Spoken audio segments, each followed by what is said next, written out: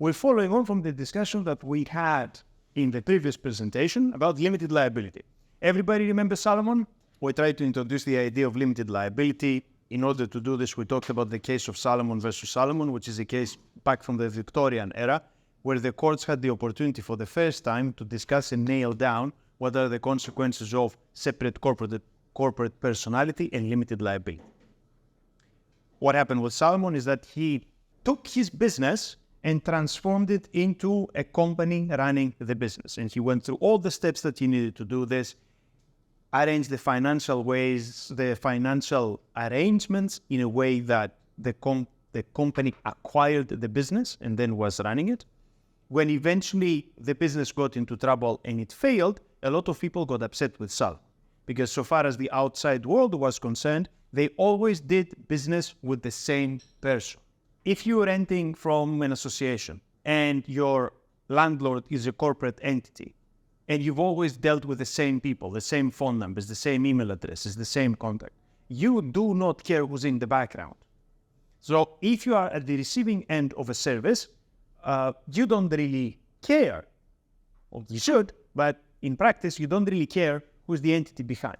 So if who is running the association keeps changing hands and goes to different corporate entities, it will not necessarily have an impact on the experience of the people who are renting this accommodation. So in a similar way, the employees, the suppliers, the creditors, everybody who was doing business with Salomon did not experience any difference when the legal situation changed and the business shifted from being owned by an individual to a business owned by a corporation. And we discussed how the court, when this was challenged, had the opportunity to say, yep, this looks weird, but the intention of the legislator was to create a new creature in the law that has its own rights and responsibilities, and the legislator gave that creature the opportunity to benefit from limited liability.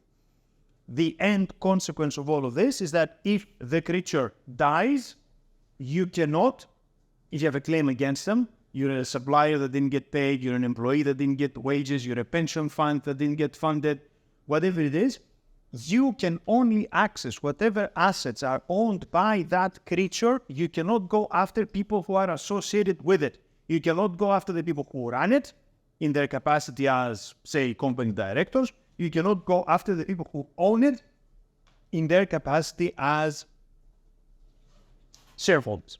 And there's an element of injustice in there, because usually the people who are hurt by a corporate insolvency are the people less able to defend themselves against the consequences of that insolvency. Why am I telling you this? Because the people that make loans to a corporate entity, they will usually be putting provisions in the paperwork that puts them first in line if something goes wrong to collect the money. So the big creditors, the big suppliers, the big banks, the big investors will be first in line to pick whatever's left when the company has failed. The people who were supplying the toner for the printer and the printing paper and the toilet paper and the sandwiches usually didn't have anything in the terms and conditions of their invoices to elevate them in this order of people getting paid. So they're left there at the end.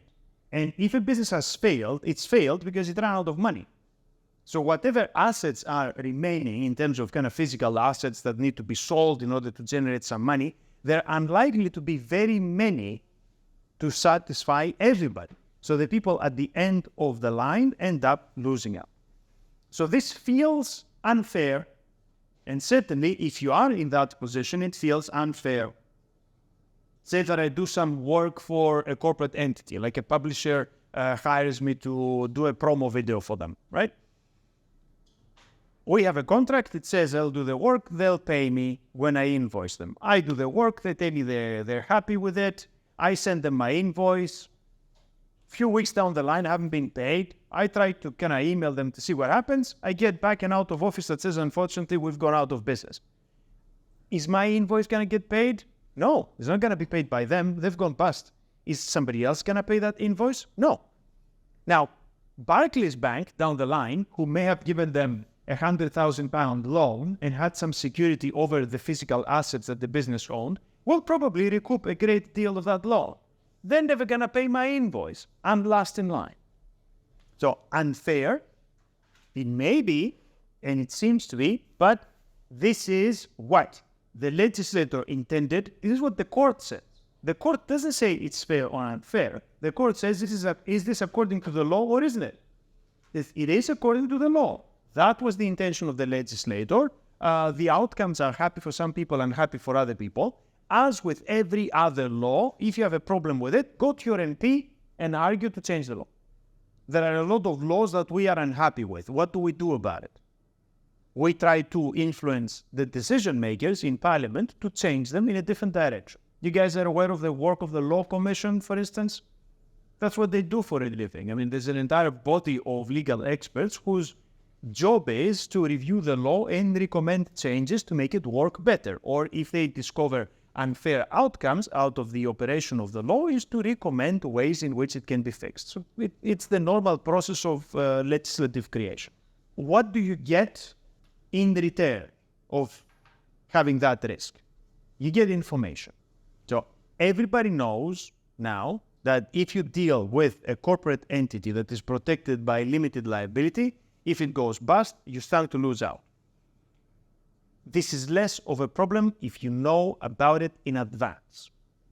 What does the bank do to protect themselves? They will take a security measure in the contract that puts them first in line. And we're going to see in later presentations how this can be achieved.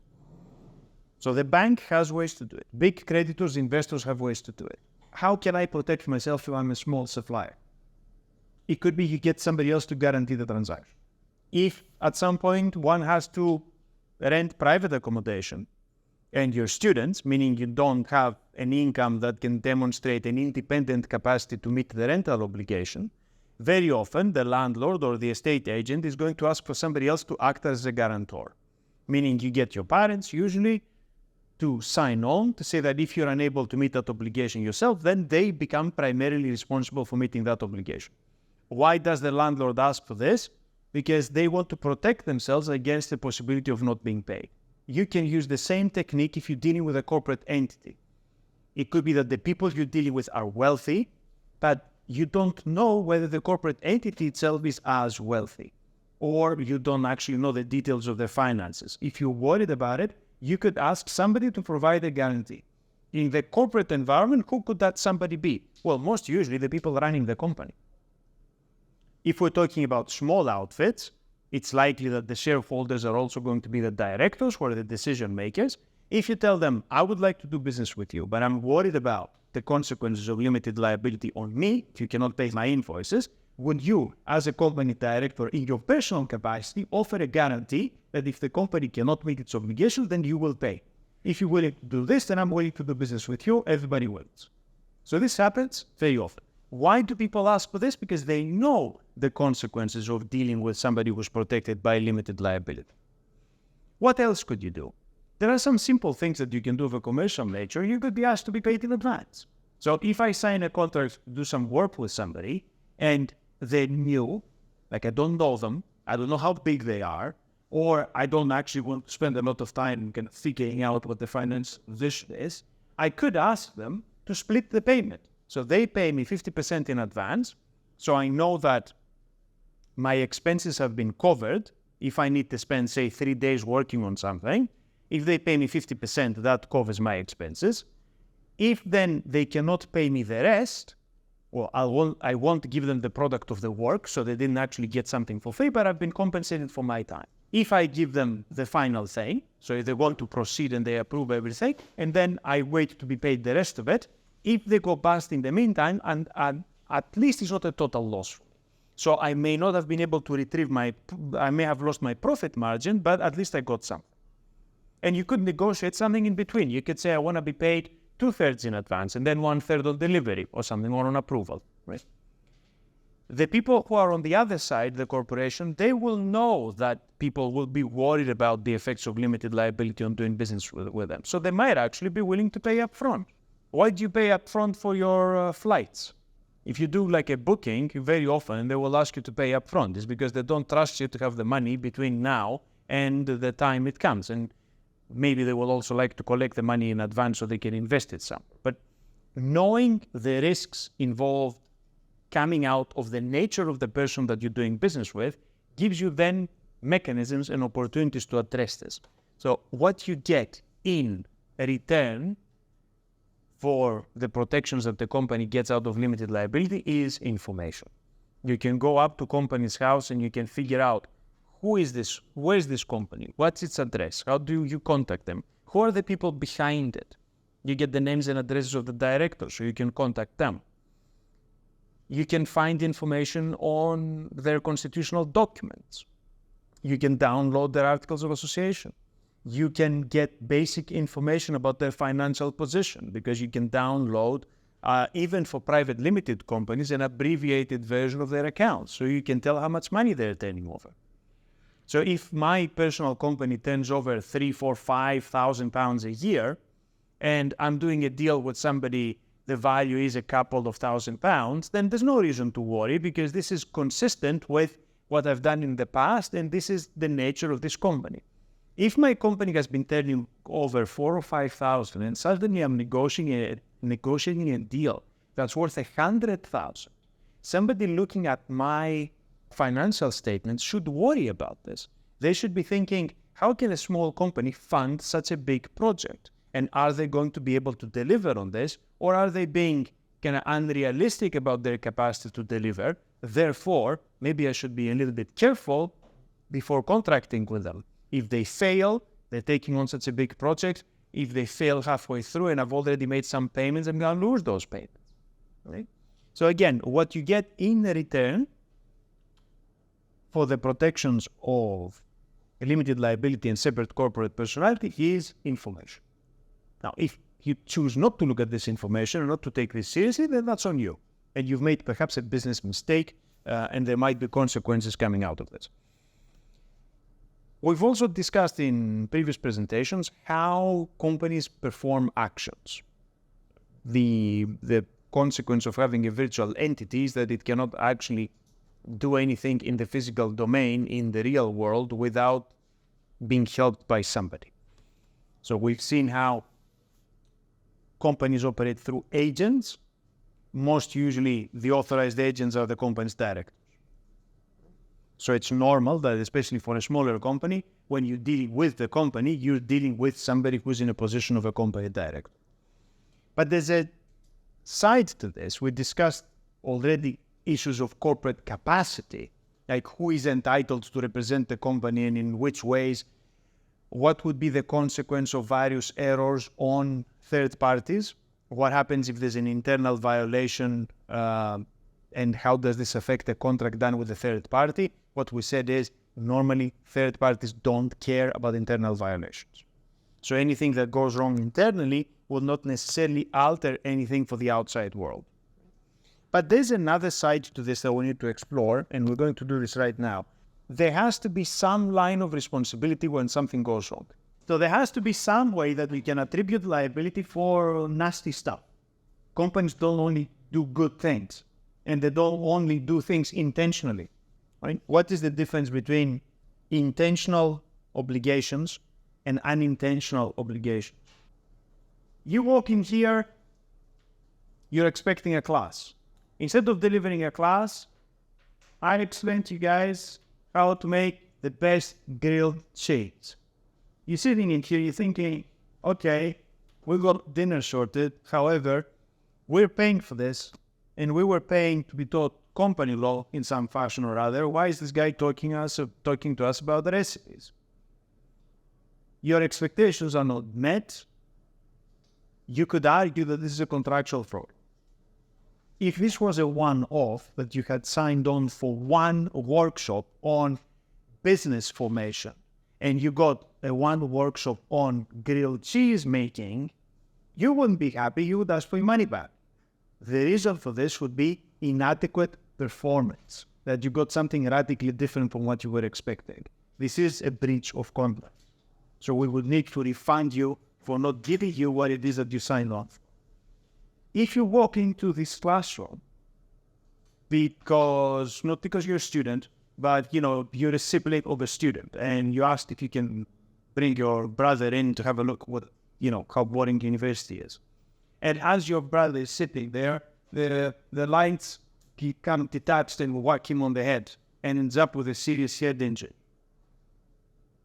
The university has an obligation towards that person. Why? Not because they were contractually obligated not to kill them, but because this is negligence on the person who controls the space that has caused an accident. Therefore, on the basis of the law of tort, the university will have an obligation to compensate the person for the consequences of this injury.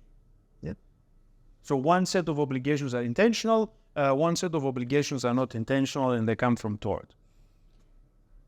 That's terrific, but it works very well when you're dealing with people and you can attribute liability because somebody has done something specific.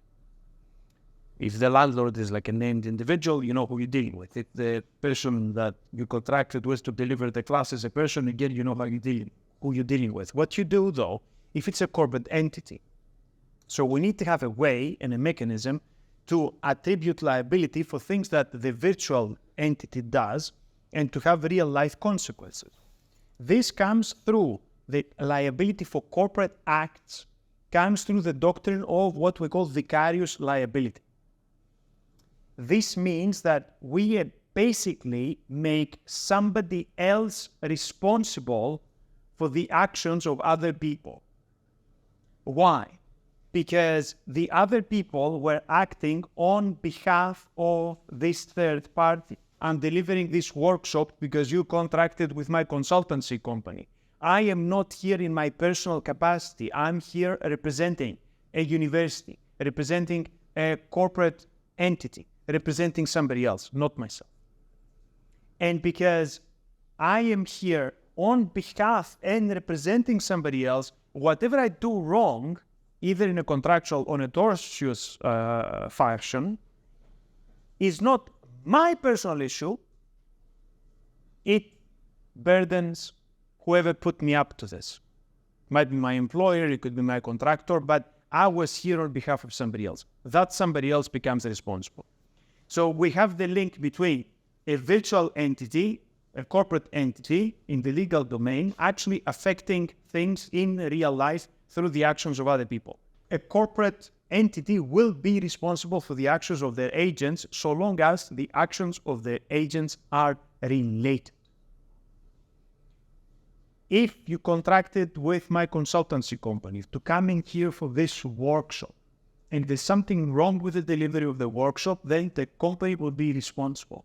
If while I am carrying out this workshop, I demonstrate a relaxing technique specifically designed for students of company law, and I break your neck while I'm demonstrating this technique, again, the employer will be responsible. If after the workshop has finished, I take you out for a drink and I get you drunk, and then I drive you to a dark island, dress you up funny, put pictures on Instagram, and disgrace you amongst your family and friends, then the employer is not responsible because that part of harmful action was not related to what was contracted.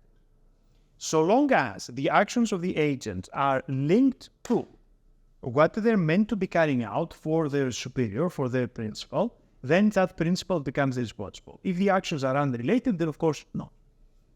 But you cannot get away with it by saying whatever went wrong is because the agent did not perform his tasks correctly, right? So, of course, if I'm a contractor, if I'm an engineer and I come in here to attach those lights and this IT equipment, and I do it badly, the instruction for my employer was not do a terrible job installing a projector, right? So the employer cannot get out of it by saying, we instructed this person to install the projector correctly, they installed it incorrectly, therefore they were acting outside the scope of their employment, therefore when the projector falls on our new colleague here and kills him, the corporate, maybe you want to move. Maybe the corporate is not responsible. You cannot say this because the installation was done at the instigation of the company. If the installation is poor, it's an issue of negligence in carrying out the act. It's not unrelated to the work. But, if the worker then meets you down the street and knifes you, this has got nothing to do with the performance of installing IT. Criminal liability works in similar ways, but it gets a little bit more complicated. So you remember all this business about mens rea and actus reus and all. The problem here is, yes, we can have the performance of criminal acts by corporations in a variety of spectacular ways, right? I could hire you guys to go and beat up those guys, right? Which is, it would be a criminal when you actually contracting you to do it is conspiracy. So that's a crime in itself. You carrying it out would be, again, a crime. I would be involved in the conspiracy as well, but it's also a variety of other crimes in carrying out these acts. So that's the actus reus. But how can we attribute the mens rea to a company which is a virtual entity? There we have difficulties, because criminal law has been built on the assumption that one person does something bad to another person that the law prohibits. The idea of a collective of persons doing something is covered perhaps by laws on conspiracy, but again, it involves individual decision makers. So it doesn't really work if you say that the company hired people to go beat somebody up, but there is no mens rea because there is no independent mind in the company itself. The only way that you could do this is if you manage to prove that one of the directors of the company actually ordered the attack. But this is very, very difficult to do. It's very difficult to do because companies don't actually operate in that way. Very often, companies will be held responsible for criminal action arising out of negligent activity. Disregard for health and safety is the number one example. Very often, you've got companies accused of criminal actions because by not paying attention to health and safety, they led to people being killed or injured.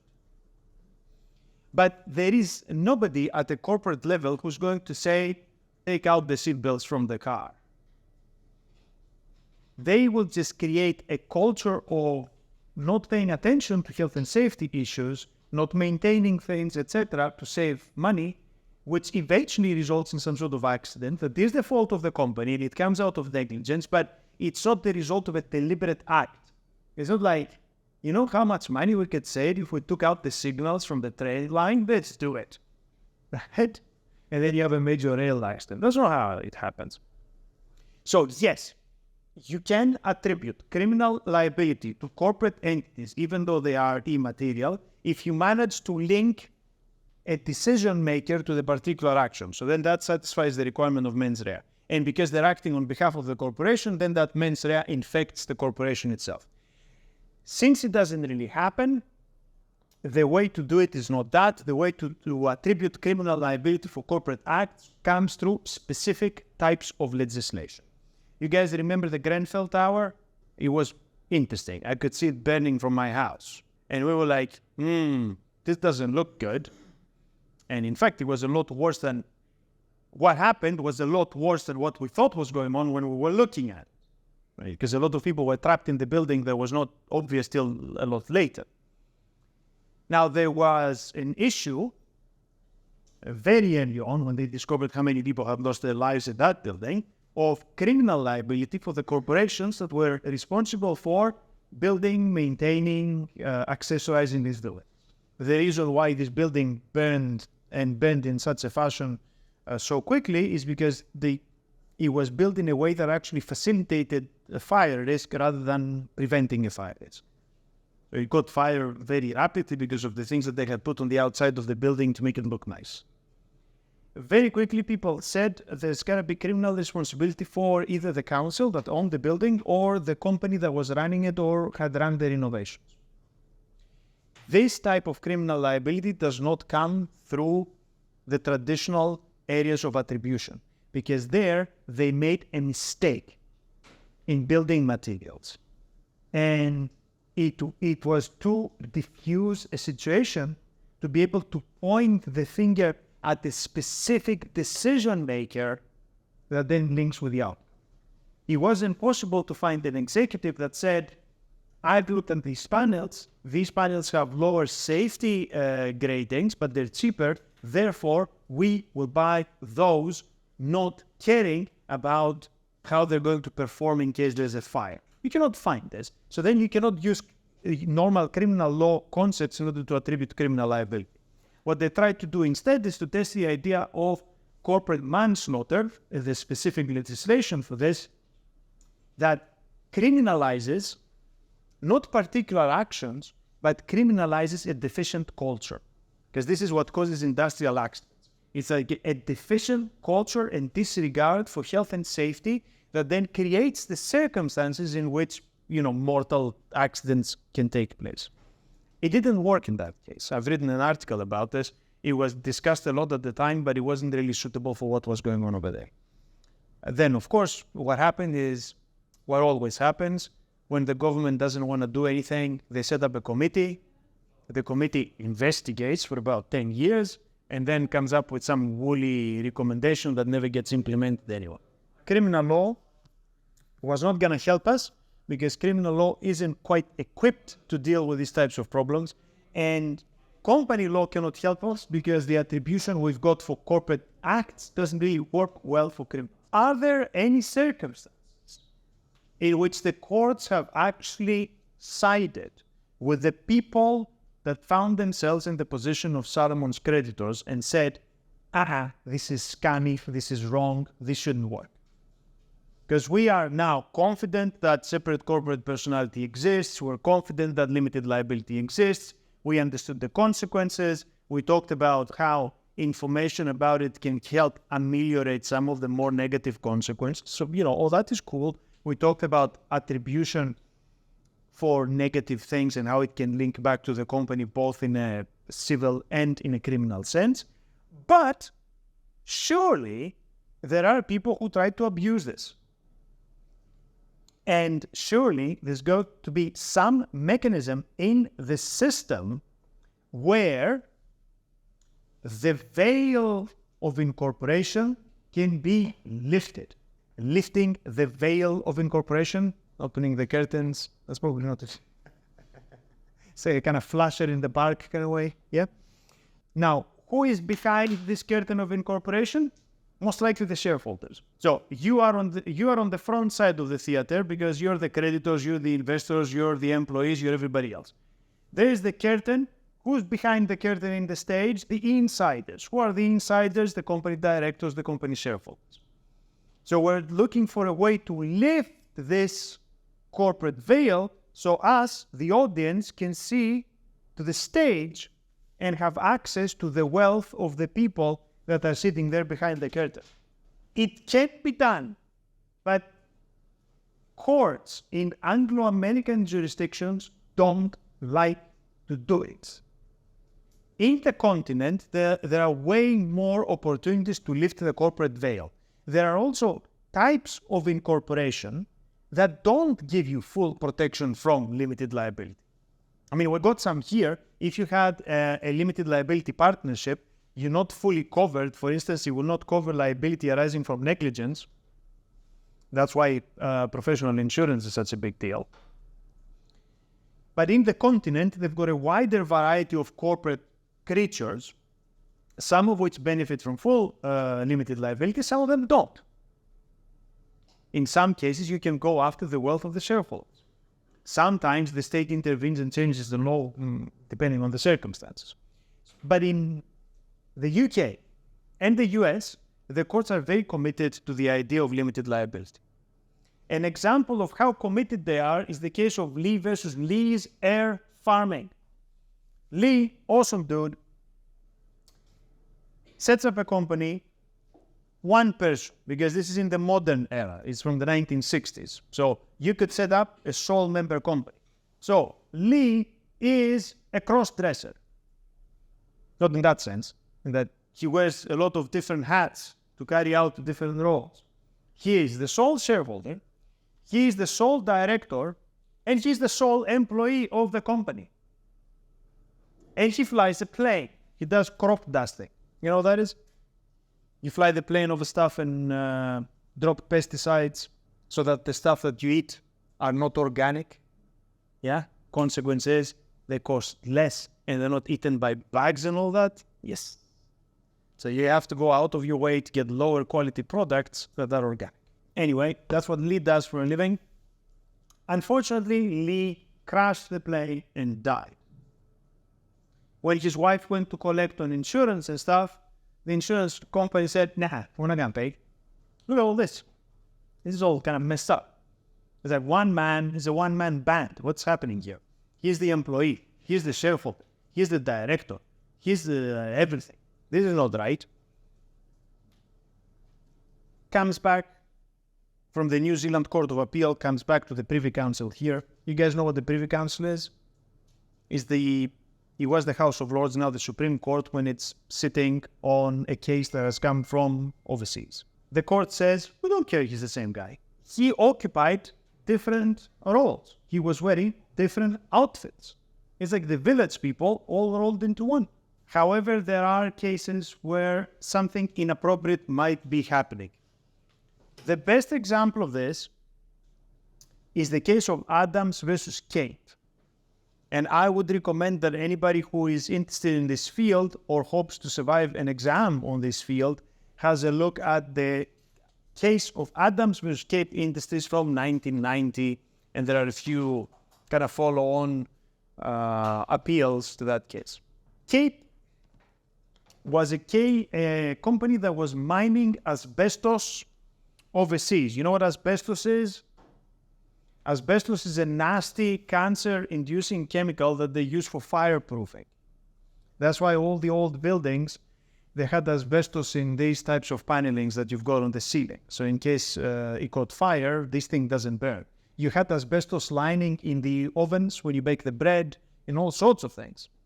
Now, when it was discovered, it was a revolutionary ingredient that you could use for all these things, and it had a lot of very interesting industrial applications, but then they quickly figured out that it was carcinogenic. So it shouldn't be anywhere around. So a lot of buildings have been condemned, completely redone, and so on to remove asbestos. It's a terrible problem. Now, Kate was mining asbestos in South Africa and selling it worldwide. In the US, where he had operations, the workers that were dealing with the substance to produce the products that the company was selling, they got sick. Now, they sued the company, and their argument was that the company knew that this was a dangerous chemical, but they didn't tell us. So we didn't have the opportunity to take adequate precautions when dealing with these substances. Therefore, now we all got sick. And they wanted to sue not only the subsidiary of the company in the US, they wanted to sue the person that's got the money. And the person that has the money was a UK registered corporation. Now, this isn't surprising for multinational corporations. Normally, a multinational is structured in a way that the operations subsidiaries in various parts of the world are the ones that carry out the main part of the business, but they're not the ones that accumulate the majority of the profits. Why? Because usually they try to funnel the profits through the corporate chain to places that they've got the least tax burden, but it's also looking forward in issues of liability. If something goes wrong, it usually goes wrong at the place where they've got the actual operations, the factories, the mining facilities, and so on. It wouldn't be a clever idea to leave all the money there, because if something goes wrong and you've got a big industrial accident, then they're going to have to pay up. If the subsidiaries that are carrying out the dangerous tasks are undercapitalized and the money is with the parent company in a different country, if something goes wrong and they get sued, they're probably going to go bust and they won't have enough money to compensate everybody. Because each subsidiary is separately incorporated, then you cannot go from one to the other. Why? Because all the other subsidiaries or the parent of the group are sitting behind the corporate veil. So normal stuff that they have some subsidiaries with the work and not the money, and some subsidiaries that don't do much, but they've got all the money. Okay. There's no point suing. Okay, there is a point suing because they were working there, but there's no point staying with your legal actions against the American subsidiary because they didn't have much money. So they tried to bring their claim against the British parent, where all the money is sitting here in London. But they have to break through the corporate veil. because they're different companies. The way you set up a group structure is that somebody is the owner of the other one, but they're not the same entity. So the British parent was the shareholder of the subsidiary, but they are not the same entity. You have to find a way to lift the corporate curtain to, for all the people in the audience who have suffered the loss, to be able to see on the stage of the theater and grab hold of the people with the money who are the shareholders. So when it came to the court here, they tried a bunch of different arguments. And that's why this case is important for us, because the case for us represents a very nice breakdown of all the things you could try and say to breach the corporate veil. First of all, they're saying it's a sham. The whole thing was a total scam. That they set up the corporate group in order to evade liability. And they intentionally left the subsidiaries that were having the dangerous operations undercapitalized because they anticipated they're going to get sued. So if they got sued and they lost, they didn't want to have enough money in the bank to be able to satisfy those losses. That the argument is that the corporate group wasn't a genuine corporate group. It was a facade. It was fake. It was like smoke and mirrors to divert liability. Right? So that's one argument. They also said that the whole behavior was fraudulent. So this is a similar argument. You can say that either it's a sham, it's intended to divert, or it's directly fraudulent, like they know they've got liabilities already, they're trying to hide away from by rearranging the corporate structure. Then they said, in any event, there has to be an agency relationship. So even though they're separately incorporated entities, the entities in South Africa and the US were working on the directions of the British parent. So they were telling them what to do. They've got command. So if you've got command over the actions of another, the other then is considered an agent. So what happened to the American workers was not the fault of the agent, was the fault of the principal who sits back here in the UK. They also tried to argue that it is improper, that we have a huge injustice being done. It's a nasty corporation. It knows that people were being harmed by their activities. They chose to do nothing because they were hiding behind the corporate veil. And in the interests of justice, considering all the elements involved, the corporate veil should be lifted, and these people who suffer those consequences should be able to come after the parent here in the UK. Now, what presented with those arguments and considering the nasty situation that's being described, what would your position be? Do you think that the court should have lifted the corporate veil and allow the claimants there to access the money of the parent here in the UK?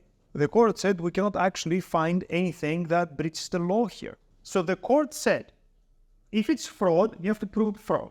And fraud has a different proof requirements, by the way. You need to, if you allege fraud, then you need to prove it beyond reasonable doubt. So you're treating it now like a criminal action. So you need to convince people that it's more, not that it's more likely than not, that it is said that they were running a scam. So they didn't have evidence to prove fraud. To say that it was a sham and it was a misdirection, they needed to prove enough of a connection in the command structures between the subsidiaries and the parent,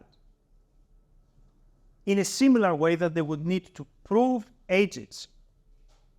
And they didn't manage to do this because the organizational structures were distinct enough to give, at least in law, the appearance of independent decision-making. So you are allowed to have coordination and business strategy in a corporate group. But so long as each subsidiary has a different independent board and a different set of objectives for itself, they might be aligned to the group objectives, but they have control as to how they meet those objectives, then you do have a distinct entity. So the claimants were not able to prove that the British parent was directly responsible for the decision-making of the subsidiaries in the other countries. We're not saying here that they didn't win in the US. They won in the US. but they didn't want to win in the US because the US company didn't have any money.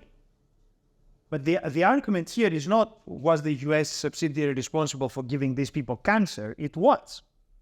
The argument is, can we lift the corporate veil so we go after the British parent on the argument that the British parent was directing the actions of the American case? That they did not manage to prove. And in the absence of fraud or impropriety that is, has evidence behind it, or an agency argument that succeeds, there's nothing you can do. So you cannot simply, in the interests of justice, in an ad hoc fashion, change the outcomes that the law is trying to give. The law creates the opportunity for separate corporate personality and limited liability. This is what was happening here. It was properly organized. They could not breach the corporate veil. Therefore, they failed. And there was a big deal about it at the time because everybody thought this is hugely unfair. These are people who have been screwed over by some nasty multinational. Everybody knows this. Yet the law is harsh and does not allow a remedy in that situation. And this isn't one of the situations where equity can intervene or something else. Because in other domains, sometimes when the effects of the common law were too harsh, then you had some sort of equitable principle that you could use in order to try and affect a different outcome. It's something that we see in contracts very often. This doesn't work here. For company law, it doesn't work. So you cannot have sort of equitable considerations that appear as a kind of roundabout way to breach the corporate veil by themselves. Because the courts, maybe Lord Denning was too old at that time to intervene and kind of change something with his random decision making, but we don't have avenues around this in the interests of justice in the way that we find in other domains such as promissory estoppel and this and that, right? Because in contract we do. In contract very often we're like, this is the set of rules of how something happens, but in some kind of funky occasions where obviously the outcome is unfair, we can do something else and we've got a line of case law that entitles us to do this or gives us some criteria that we can test against this thing. For company law, we don't have this stuff. Either some other pathway is written down in the law directly or you cannot do it. So they failed in Cape.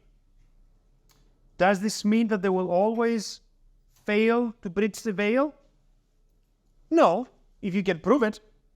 In Guilford Motors versus Horn, which is a case from 1933, you had somebody who was subject to a post-employment restriction, the kind of stuff that says after you leave your job for a certain period of time, you cannot work for a direct competitor or a supplier or something like this. The person thought, well, I cannot do it, but how about I set up a company and then I do it as the company and then, they won't see me, so it'll be okay. When they went to the court and complained, the court said, nope, this is a direct attempt to evade a legal obligation, therefore you're not allowed to do this. So the person and the company were considered to be the same in that. So this is an example. This is not really lifting the corporate veil to go after the shareholders, but it's an example of the court disregarding the separate corporate personality because somebody is trying to do something inappropriate. Again, in Jones versus Lipman, which is a case from 1962, somebody had a degree of specific performance, which is an order from the court to do something. They tried to get away with it by shifting the assets that were subject to that order to a company and then say, no, I don't have this anymore, I cannot do it, the company has it. The court said, you and the company are the same and you're trying to evade. Again, coming back to the arguments that we came across in Cape, there are ways to evade limited liability, but these are very narrow. Either you pick up something that exists in a statute that gives you a way around the problem, or you need to prove these mundane things like fraud or agency. You cannot win against limited liability on an argument that the outcome is unfair or it is against the interests of justice. Maybe this is the wrong conclusion. It is probably the wrong conclusion, but that's what the courts are committed to. And all the modern case law that we've got flowing from that are consistent with that outcome. And this is something that gets tested in the courts all the time. Every few years we've got another case where Adams comes up for re-examination. And the court is consistent in coming back and saying, no, we will not lift the corporate veil unless we've got specific evidence. Or you prove an agency relationship that some entity was acting on behalf of somebody else. Yeah? And then the somebody else becomes the primary responsible. Now, I did mention there are a couple of statutory ways around this. One of them is premature trading. What this means is somebody starts to represent themselves as a company before they've got their registration certificates. So this, by law, you're not allowed to do. So if I have the idea, okay, I'm going to run my business as a company now, and I start sending invoices with a company name to my existing clients before I've set up, then I will be personally responsible for things.